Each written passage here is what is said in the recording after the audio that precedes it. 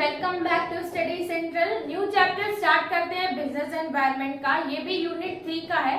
इस चैप्टर का नाम है रेगुलेशन ऑफ फॉरेन इन्वेस्टमेंट, यानी कि जो फॉरेन इन्वेस्टमेंट आती है किसी भी कंट्रीज में, जैसे कि अगर मेरी इंडिया कंट्री है और अगर चाइना, जापान, नेपाल ये सारी कंट्रीज मेरी कंट्री में इन्वेस्ट कर रही है, चाहे वो बिल्डिंग या ऑफिस हो या वो लोग लोन भी प्रोवाइड कर रही है या किसी शेयर्स में इन्वेस्ट कर रही है, तो वो हो जाता है फॉरेन इन्वेस्टमेंट। यानी कि बाकी कंट्रीज मेरे लिए फॉरेन है और वो मेरे कंट्री में इन्वेस्ट कर रही है, तो वो फॉरेन इन्वेस्टमेंट होता है। ठीक है, अब इसकी रूल्स एंड रेगुलेशंस क्या है, कैसे इंडिया में इसकी बोल सकते हैं कि फॉर्मेलिटीज बनाई गई है, ये हम लोग डिस्कस करेंगे इस चैप्टर में। सबसे पहले हम लोग मीनिंग जानते हैं कि फॉरेन कैपिटल का मतलब क्या होता है। ये भी आपका 8 मार्क्स का क्वेश्चन होता है।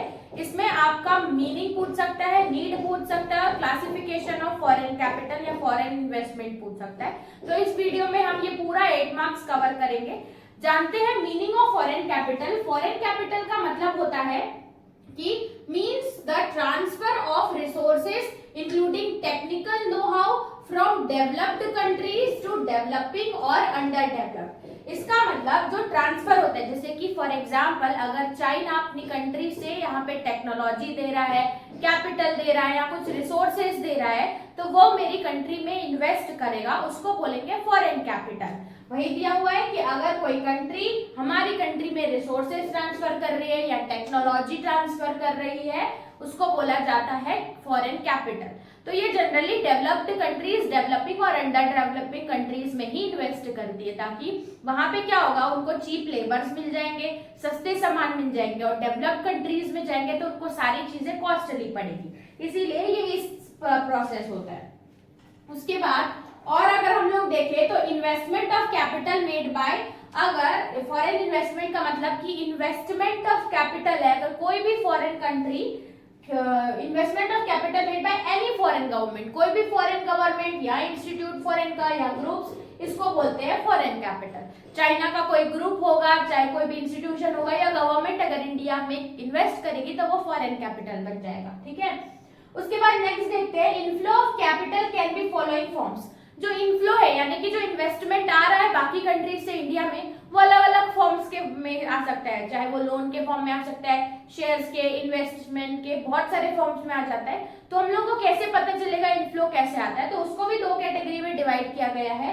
एक ऑफिशियल कैपिटल इनफ्लो होगा और एक प्राइवेट कैपिटल। ऑफिशियल यानी कि जो गवर्नमेंट कैपिटल इनफ्लो करा रही है, गवर्नमेंट के कारण अगर इनफ्लो हो रहा है तो वो ऑफिशियल है। और प्राइवेट कैपिटल इनफ्लो यानी कि जो प्राइवेट कंपनीज हैं उनमें अगर चाइना इन्वेस्ट कर रही है तो वो प्राइवेट फाइनल कैपिटल इनफ्लो होगा।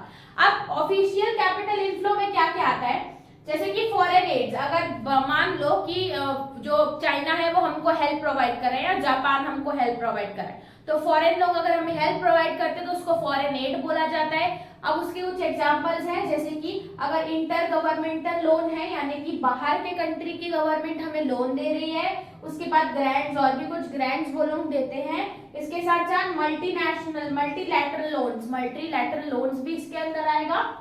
फिर एक्सटर्नल बोरोइंग्स, अगर हम लोग कमर्शियल पर्पसेस के लिए बोरोइंग्स कर रहे हैं तो वो भी ऑफिशियल में ही आएगा। फिर आता है नॉन रेसिडेंट इंडियन डिपॉजिट्स, अगर वो हमारी कंट्री का रेसिडेंट नहीं है, नॉन रेसिडेंट है इंडियन, वो भी डिपॉजिट कर रहा है तो वो भी हमारे ऑफिशियल में ही आएगा। इसके साथ साथ प्राइवेट कैपिटल इनफ्लोज में क्या होता है, प्राइवेट कैपिटल इनफ्लोज में पहला डायरेक्ट फॉरेन इन्वेस्टमेंट, अगर फॉरेन की कंपनियां डायरेक्ट यहाँ पे इन्वेस्ट कर रही है तो डायरेक्ट फॉरेन इन्वेस्टमेंट आता है।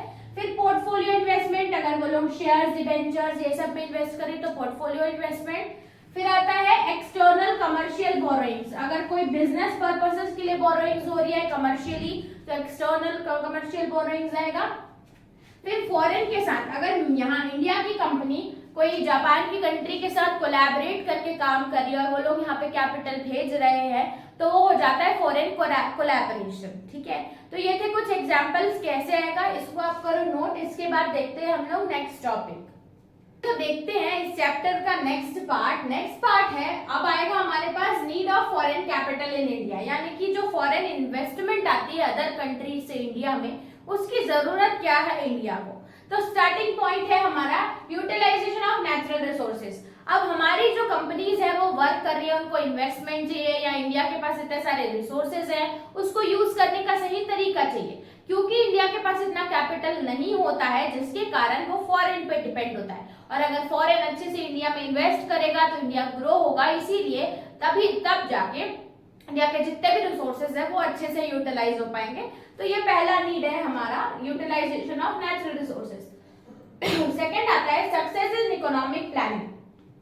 इकोनॉमिक प्लानिंग यानी मॉनेटरी टर्म्स में कि कैसे इंडिया ग्रो करेगा, इसके लिए भी फंड चाहिए होता है कहीं ना कहीं।